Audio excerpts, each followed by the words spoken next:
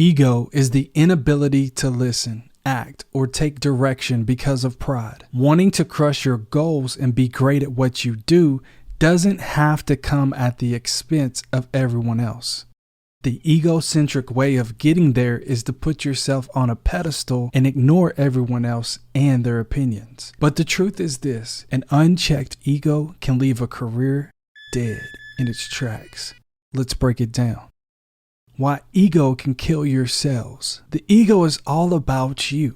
Having your ego stroked makes you and you alone feel smart and important. It's the ultimate form of personal gratification. If your ego is front and center in every sales conversation, it means you're constantly trying to sell in a you-centric environment.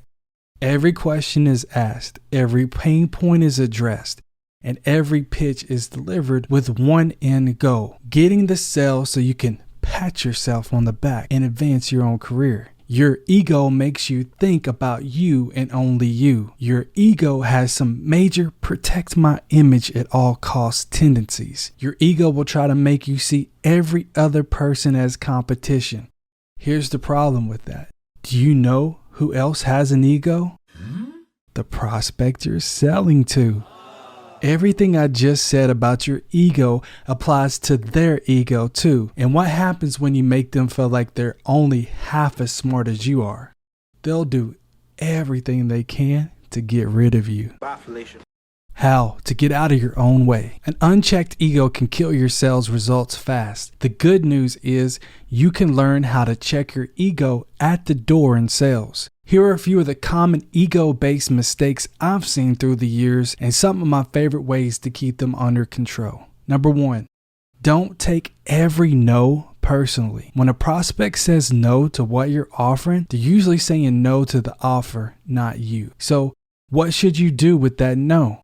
Take it as a personal shot at your sales abilities? Assume that the prospect thinks you're a terrible person?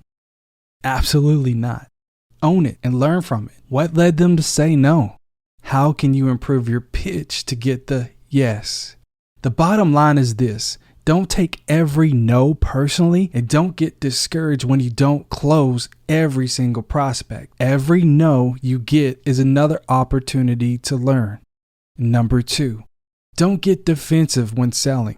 Let me lay out a scenario for you. You're on the phone with the prospect and you just gave a great pitch. It's the same pitch you've delivered hundreds of times before and gotten results with, and you're just waiting for them to say yes. And then they give you a big fat, not right now, or they hang up on you. When you dig up the why behind their not right now, you learn that your well-rehearsed pitch didn't resonate as well as you expected. They found you annoying and way too persistent. That's a big shot to the ego. What's your natural reaction? Easy. It's time to defend yourself. You need to protect your own credibility and competence, right? Not so fast, furry. Taking the self-centered approach and protecting your own ego at all costs will come with exactly that, quite the cost. Go toe-to-toe with your prospect and that sale is as good as gone.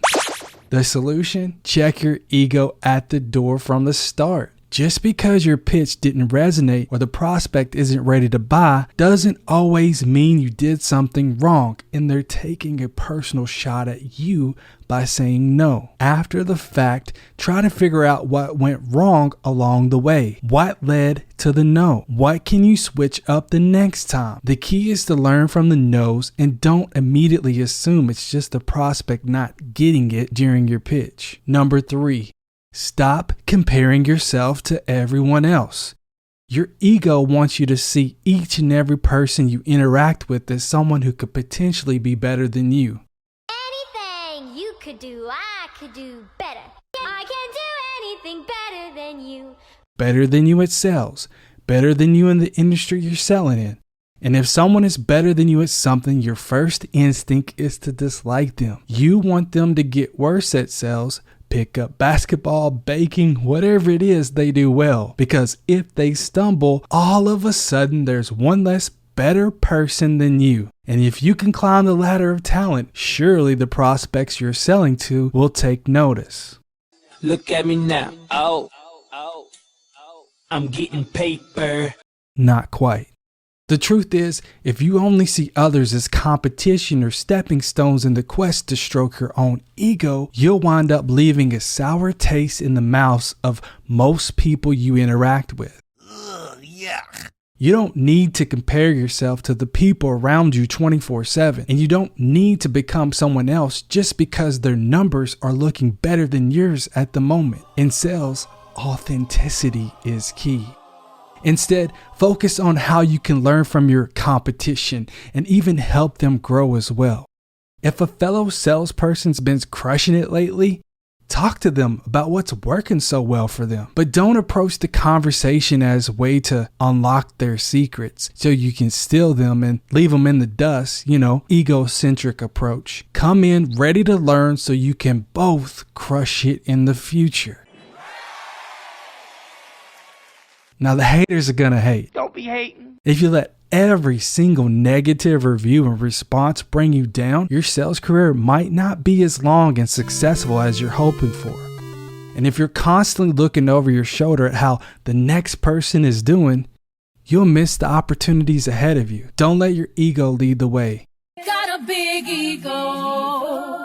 Instead of seeing failure as just that, failure, reprogram your mind to see your losses and no's as progress. Every time you get knocked down, is an opportunity to get better equipped for the next round.